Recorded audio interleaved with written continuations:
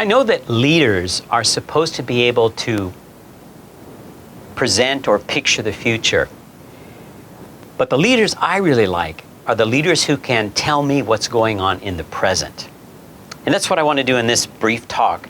Talk about what's going on in the intellectual, social field in which Christians are playing.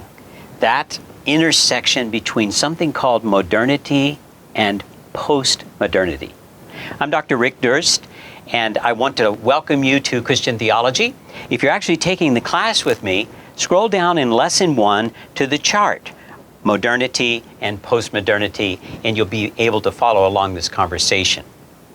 Now, if you haven't watched the video on the three movements in the West, from pre-modernity to modernity to post-modernity, I would watch that video first and then listen to this one. But it'll work either way. What is modernity? What is post-modernity? One way of getting at this, modernity is in the West when there's a shift from God being at the center of the culture, the church being at the center of the culture, more specifically the Roman Catholic Church being at the center, to humanity being at the center and secularity in that sense. What's post-modernity? Well, good planets are hard to find. And since the ecological crisis and a number of other issues in the 20th century, people have begun to shift their thinking from having humanity at the center of worldview to Earth at the center. How can we conserve the Earth? We're not going to be able to get off the planet. How can we keep the planet alive and green for us? So we'll look at post-modernity from that perspective. Now, these are generalizations.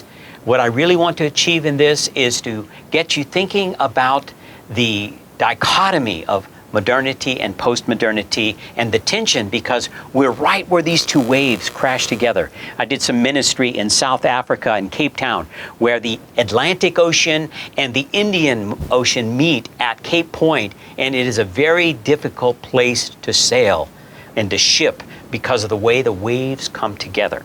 And that's the time period that we're living in. On the modernity side, humanity is the measure of all things. Sometimes we call this secularization following the Renaissance and humanism. On the postmodern side, Earth is the measure of all things. Ecology and earth healing are things that we read about and see about. This side kind of wants to say Nietzsche is right, that God is dead and humanity's got to be at the center, at least from that way of thinking, that aspiration even to post-humanity, which is a theme in the movie Avatar, if you think about it.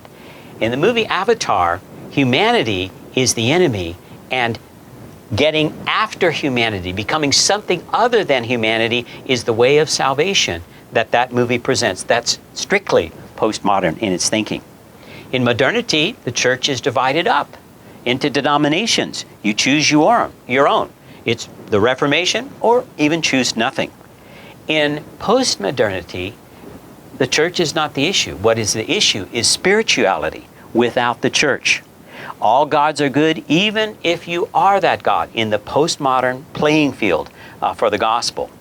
There's a fascination with mystery, with ecumenicism, as opposed to denominationalism, to an emphasis on reunion, and even the church in the city. Not specific churches, but the church in the city is the way that in post-modernity some ecclesiological thinkers are working.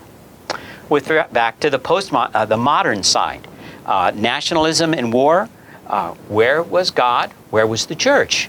In those times of suffering and disillusionment, those are questions of modernity. In post-modernity, the issues are global and local. Put them together, some have coined a phrase, glocal, global and local. Global awareness and sensitivity via the internet and international marketing, plus cultural sensitivity locally and diversity, but not necessarily tolerance. America is not a melting pot. The world is not a melting pot. At best, it's a stew pot. And there's greater religious awareness in post-modernity, but not necessarily tolerance.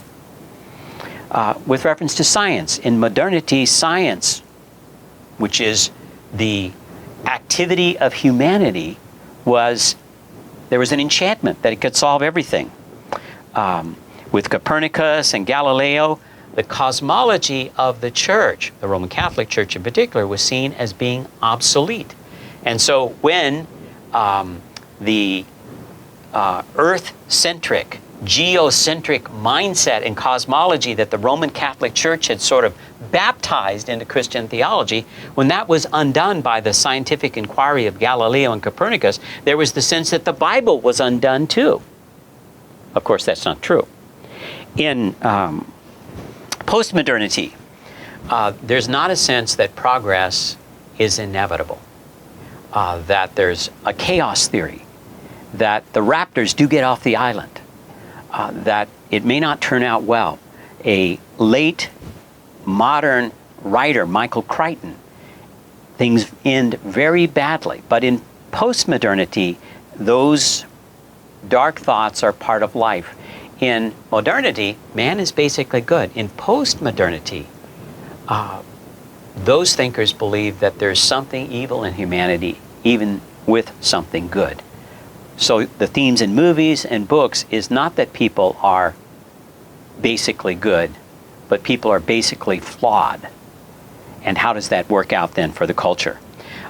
These are the basic themes and scenarios that we'll be looking at in the course. How is the gospel presented to late modern thinkers? Tim Keller, in his new book, Center Church, describes himself as a late modernist. That's what he really thinks is going on, as opposed to having fully shifted to postmodernity. But you may be a postmodern thinker. How then do we present the gospel in the postmodern context of the culture in which you are working? That's part of our calling and our issue and our opportunity in this class in Christian theology. Thanks so much for watching.